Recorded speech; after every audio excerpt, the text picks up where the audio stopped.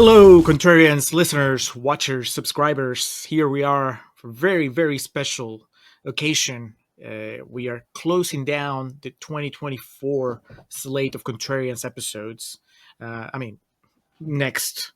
The 2025 slate will start in November 2024, so this is not even, I guess, Our stopping. fiscal calendar is wrapping Exactly. up here. Yeah, we gotta file our taxes early and all that. So that means that if you've been listening to the show for a while, at least for a year, you know that what that means is that we're gonna have an episode that's exclusively dedicated to giving awards to all the movies that we covered over the past 12 months. That's our way of just kind of celebrating what we watch, whether we liked it or not. And then what we do on the warm up, basically add a little extra, put in some awards and don't go into the main show. These are more of our less artsy, more mainstream awards. We're gonna be talking about Best Kiss, Best Musical Sequence, Best Fight, and Best On-Screen Duo. And I think we've mentioned before, if that makes you think of the MTV Movie Awards, that's because that's what inspired That's the goal. We're both big fans. So, guys, if this doesn't make much sense, just stick with it. It's just an award ceremony. If you like award ceremonies, that's what this is all about. So, Best Kiss, Alex, we're going to start with that category. Eligible, anything starting from the first movie we covered in November 2023, yeah. November 2023, we started with Original Sin. So, everything from Original Sin all the way to Saving Private Ryan. Those are as you do. Yes, that's how you should start every year and end every year. Best Kiss, Alex. I am going to let you start. Okay. You give me your pick for Best Kiss, and then I'll retort with mine. It's hard not to go with just Original Sin. I think that's easily, if we had the hottest on-screen couple, that's what it would go to. But I don't remember them kissing. I'm sure they do, but there's other things that happen. Yeah, there's a lot going on in that movie. So there's some pretty good contenders here: Brockovich, Jerry Maguire. If you want to be really perverse, the Kill Bill movies. I went with recency bias because I was going through the list here, and obviously with all the Peter Bogdanovich and PJ Hogan movies we did, right, those things exist to be romantic. But honestly, the most Hollywood-esque kiss that we had, the big Hollywood ending, was Judge Dredd, when Diane Lane plants a big one on Sylvester Stallone and his heart grows 3 sizes. I think I even make the joke about he's like the Grinch in that, where he kind of comes alive at that, and that's the first time we see him smile in the movie. And then he literally rides off into the sunset alone, but he's still with the idea of romance in his heart. If you listen to the episode itself, there might be some more recency bias that plays into it, but I remember just being so happy that movie ended with a big romantic kiss. That movie is by no means perfect, but really enjoyed that. And so Sly and Diane Lane get to take home the golden bucket of popcorn. You said recency bias, and I started thinking, okay, who kissed who in Saving Private Ryan? Jesus. That's the best fight scene for D-Day. Yes, America for freedom. All right. Well, Alex, I'm glad you took Judge Dredd off the table, because that means that I don't have to shout it out. I had it on my short list. Jerry Maguire. I'm not giving it the award, but it has to be mentioned because that is more so than sex scene. It's like the kiss that they build up to when they're outside Dorothy's house, and Bruce started. Well, he doesn't start singing yet. I think the song, they get the chords. Yeah. I mean, it's a hell of build up. It's awesome, but not that one. And yes, you mentioned Bogdanovich, and I was thinking Last Picture Show, but not anything involving Sybil Shepherd, which is just heartbreaking. But instead, I guess this is also heartbreak, but a different kind. Cloris Leachman and Timothy Bottoms, when they first kiss. Yeah. In, what did she say? Don't dwaddle. She uses some old timey word that you really liked. But no, I'm gonna give it to a kiss that's climatic, literally, and that is Rachel Hurd Wood and Jeremy Sumpter in Peter Pan, when Wendy basically reanimates Peter Pan by kissing him. She finally gives him a kiss, and he comes back to life and beats the shit out of Jason Isaacs. He wins.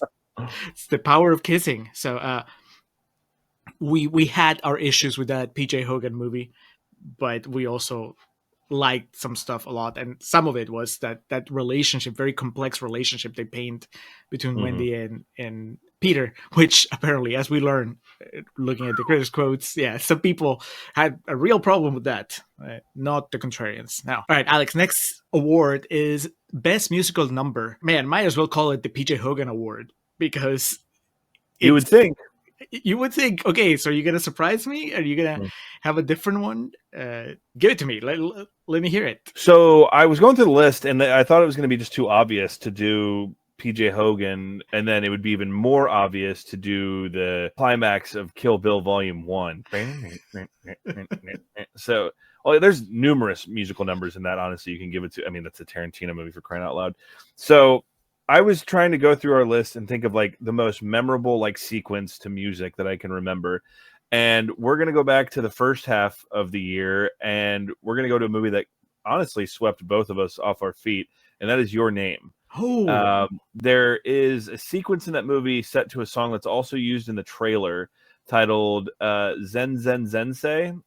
Again, this is a foreign language film, so if I'm mispronouncing it, I apologize. In the movie, there's like a montage set to like them trying to go about their everyday lives, but then also going back, trying to figure out what's going on. And it's this kind of like upbeat song, and it's got this really cool guitar riff that it kicks off with. And I've listened to that song probably 100 times since we did that episode. It's like in my regular playlist. The band we talk about in that is Radwimps. The interesting thing is, for the native language, the Japanese version, they did the soundtrack, and they also did it for the English port, but they redid all the songs in English, but it's like directly translated from Japanese. So some of the lyrics in the song are like, wait, hold on, that doesn't make sense like grammatically. But that movie was such a surprise to us both, I think, of like, holy shit. And not just in the sense of like, yeah, it's pretty good. You and I were both like, this movie's like amazing. yeah. And I remember that sequence, and because that song, I have retained it more than any other like singular track that we've covered in the past year of the podcast. So the sequence set to Zen Zen Zensei from Your Name gets my golden bucket of popcorn. I am annoyed at myself for not even thinking about Your Name. Because there's a couple musical sequences in that movie. Yeah. I mean, I even called it out in the episode. The song that plays on the DVD menu, the Blu-ray menu, which is also the song when she, in his body, is arriving in the big city for the first time. It's the same song. I remember liking it a lot. And completely. I got overwhelmed by the PJ Hogan-ness of it all. Very fair. For me, it was like, which PJ Hogan musical number am I going to pick? And it was, when you said it would be too obvious, I thought you were going to say it would be too obvious to give it to Rupert Everett at the dinner table in My Best Friend's Wedding, because everybody has already celebrated that sequence so often when he sings Say a Little Prayer for You. Yeah, Say a Little Prayer for You. And if the furthest I got out of the PJ Hogan influence was Drop Dead Gorgeous, which is, it's not a song, but it's Kirsten Dunst tap dancing, which, the movie makes you wait until the very end, but then she pulls it off. And maybe it's not her tap dancing the way that Susan Sarandon tap dances in Elizabethtown, but it's still pretty impressive, like put together on film. If I wanted to show some love to a movie that was not that popular, I would just honor Julia Roberts in Unconditional Love. Not Julia Roberts, I'm sorry. I would honor Julie Andrews in Unconditional Love when she calms a whole plane full of passengers by singing Getting to Know You. And a near rioting cathedral at a funeral. There's a reprise, and that doesn't go as well. It was close, but then Alex and I thought maybe we'd both choose this one. I'm surprised that you didn't. Your name explains it all, but Anthony LaPaglia in Mental, struggling at the very end of the movie, trying to sing Edelweiss. Yes, it is very funny. Yes. It's the worst performance out of everything that we watch, but it's very funny, and it also builds up to that moment where everybody joins him on stage, and then the lady that goes, "They're just like the Von Trapps." It's great. It's one of those rare payoffs of like you and I always talk about when the joke is someone sings bad or the joke is someone is doing something that we're supposed to see as embarrassing. that's a lot of times like an eye roller, but like with how much his character deserves that moment in the Yeah. movie, it makes it really great. Yeah. Yeah. La Paglia came back to the Contrarians with a vengeance. Back from year one, baby. Yes. All right. Well, that is best musical number. Coming up next, best fight. It's been a violent year for the Contrarians, as usual. Lots of stuff to pick from. I think I know which one's going to be your pick, but let's see, Alex. Let's see if you surprise me. The climax of Fighting with My Family, where they imply that pro wrestling's a 100% shoot. There was that. I mean, there was some. I thought of some stuff from Suicide Squad that I remember being really cool. And then, yeah, the Kill Bill movies, really weren't up my alley. Mad Heidi, I loved, and there were some really cool action sequences in that. But it really felt like all that built up to Pathan of like the last sequence of that film where Don and Jim are on rocket packs, like flying through the air, and then they fight into the side of a mountain where the house they're in, a la Black Sheep, tilts over, and Pathan, the way right before Jim dies, he drops some fucking JFK on his ass. Fittingly, it's another movie we covered this past year. I remember reading how the Neon Demon ended before I saw it, like how the movie ended. And I remember saying that, no, there's no way that happens. Like, I refuse to believe that's how like a movie ended. If I read the way Pathan ended, I would be like, no, there's no fucking way. How do they get to this point? And when I was watching it, I was just like pumping my fists, like, yes. For me, the question wasn't if you were going to give it to Pathan. It was just if you were going to give it. Yes. I was like, it's either the ending or the helicopter thing. The helicopter one, the train sequence, and then the fight on the streets of Dubai also. You have 2 hours and 40 minutes to kill. Pathan has some pretty insane action. Yes. Highly recommended. All right. Well, Pathan is off the table. I figured it would get plenty of love from you. Honestly, the only other thing that I thought you might shout out would be the opening box match in the Black Dahlia when Aaron Eckhart just punches a couple teeth off Josh Hartnett's face. Don't worry, there's going to be plenty of discussion of the Black Dahlia on the episode. Suicide Squad, I also considered it, specifically John Cena Peacemaker versus Flag. Is it Colonel, General, or Rick Flag, Joel Kinnaman? The movie that the fight that ends with them, the reflection, and then my enduring memory from that film was who. Is it Harley Quinn? Who jumps into the eye of the monster? That's Harley Quinn with the spear. Yeah. That's like my lasting image from that movie. Okay, but the best moment of acting from John Cena is he kills Joel Kinnaman, and then Flag goes, Peacemaker. What a joke. And then John Cena is ashamed of himself. But no, I am going to give it to a movie that I loved a lot more than you did. But I think the sequence we both appreciated almost about the same, and that is the really long fight between Leo and Buck, Ryan O'Neal, and Burt Reynolds in Nickelodeon. Yeah. Fight goes on forever, but it never grows old. They're boxing, then they're kicking, then they're pushing each other, rolling around, take a break for drinks, get back to it, sucker punch each other. It's amazing. It just keeps going, and everybody's watching and cheering them on, and it's just really funny. I love that movie, and that sequence is I said it in the episode, I'll say it again here just to piss everybody off. It is everything that people say about that They Live fight, but it's actually happening in Nickelodeon. They Live is a little overhyped. Nickelodeon, Bogdanovich, and then the better than sign, Carpenter. Sorry, that's just how it goes. Two very brazen statements made right there, my friend. It's a shame we never got to see the Peter Bogdanovich horror movie. That's the problem. So we really can't compare. And I guess we haven't seen a Carpenter romantic comedy. I'm trying to think of what there was some episode where we joked about like what a because of the Friday the 13th connection. Because we were joking about what it would look like, and it would somehow involve like a weapon or a spirit or something kept falling into the wrong hands, and they were like fumbling. Jason's machete. Yeah, it was trying to figure out who had it. Oh, the wrong person has it now. All right, Nickelodeon, take your award. Your little, it's like a statue. I figured you were going to give it something. Yeah. Yeah. All right, we're gonna close now. The final award of the pre-show: best on-screen duo. Alex, you have to have had a way, because I did, of narrowing things down. Like duo, as in like, did you say, okay, I'm not gonna worry about. It's not gonna be couples. It has to be more of a friendship kind of thing, because that's what I Yes. went with. Okay, cool. Yes. Yeah. Because we have the best kiss, and then in the actual episode, we have the Ruffalo, which is the best sex scene. So we already have enough romance going on in the air. So yeah, mine was like a tandem that then when they came on screen together, I was like, fuck yes, business is about to pick up. All right. Who got your award? Allison Janney and Ellen Barkin in Drop Dead Gorgeous. Because you liked Drop Dead Gorgeous. I liked it significantly more than you. I liked it a lot. Okay, I'm mistaken. There was something else we did. But anyway. Ricochet. Well, yes, that too.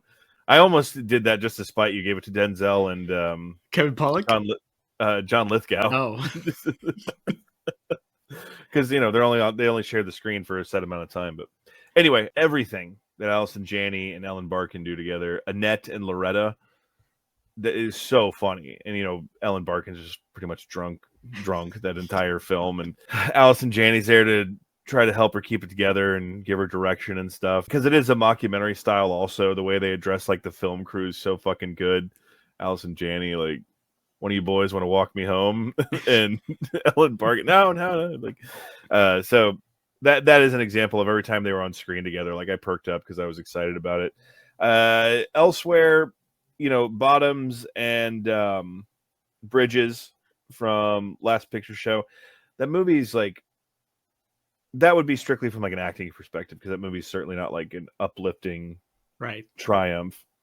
And then I almost, like as a joke, thought about mentioning the monkey and the kid from the Santa Claus in Dunstan Checks In, but couldn't bring myself to it. I did think about it, because we spent a good amount of that episode praising the monkey. I don't remember what the orangutan's name is in real life, but you read his whole story. You told me how it all ended, and it was very sweet. So yeah, go check out our Dunstan Checks In episode where we don't think it's a great movie, but we're like, hey, things were a lot better when we were making movies like this. And if I was going to go from a romantic perspective, Original Sin is not a good movie, but Angelina Jolie and Antonio Banderas do have specifically one scene, but throughout the movie, some pretty great chemistry together. Yeah. Do not discount Tom Jane. That's like a triangle. Or do. Yeah, it's up to you. You can also put him there for best kiss. So let's move on. All right. Well, again, there's a lot of good stuff in PJ Hogan movies as far as like friendships. So of course, Muriel and Rhonda in Muriel's Wedding, Toni Collette and Rachel Griffiths, that relationship drives the movie to the point that, as we kind of agreed, by the time you get to the end and they're getting their happy ending, it makes you almost forget whatever doesn't work in the movie, because you're just happy they worked out for them. So that was tempting. And then of course, Jules and George, Julia Roberts, Rupert Everett, they're really, that relationship, that friendship really adds that extra dimension to a romantic comedy that's pretty well made, but it's the little things like the Rupert Everett character in that movie that makes it special. Outside of the rom-com PJ Hogan setting, Fred and Barney in the Flintstones, John Goodman, Rick Moranis. We appreciated the Flintstones way more than most of critics, apparently. Gonna give it though, Alex, and this is where we come back almost to where we started. I am giving it to your name, Taki. Oh, hell yeah!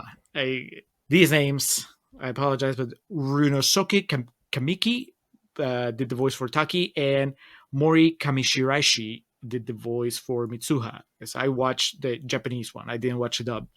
They're great. They don't spend as much time. Most of the movie they're separated and they have just their interactions through body swap, which makes it very tricky. But they're together in a way most of the movie, and you really get invested in their relationship. And then halfway through the movie, something happens that not going to spoil it if you haven't seen the movie, but you should. And it kind of Oh, yeah. changes everything, and then it gets even more fascinating. And then they pull it off. That's the thing. If they hadn't pulled it off, I think that maybe we wouldn't be talking about Your Name that much, but it sticks a landing. So, Your Name, walking away from the pre-show with 2 awards already. Would it get more? Will it get more during the main ceremony of the Embries? I don't know. Animation generally doesn't do well with our awards, mostly because we don't cover that many animated movies. It's true. So I don't know. Maybe Your Name will nab some more awards. Hopefully they're Embries and not Hui's. And if that sentence doesn't make sense, don't worry. We'll explain it on the It main will episode. in due time. Yes. But that's it, Alex. I think that we can call it on this pre-show. We can move on to the main event. Hopefully you guys will join us. No more video for the big ceremony, but you'll get our voices and you'll get some clips and some good stuff. So thank you for watching. Thank you for listening. Coming up next on this channel, not entirely sure. The first movie of 2025 of November 2024, the first year of the 11th, the first movie of the 11th year of the Contrarians is going to be Unforgiven, but that's not for a few more weeks. So just keep an eye out on this channel. We'll probably have our Highlander QVR that we recorded with our friend and editor Corey Ari Nerdscum. So something cool is happening. But for now, we'll see you at the Embries. Thank you for watching. Thank you for listening, and we'll talk to you again soon. Take care.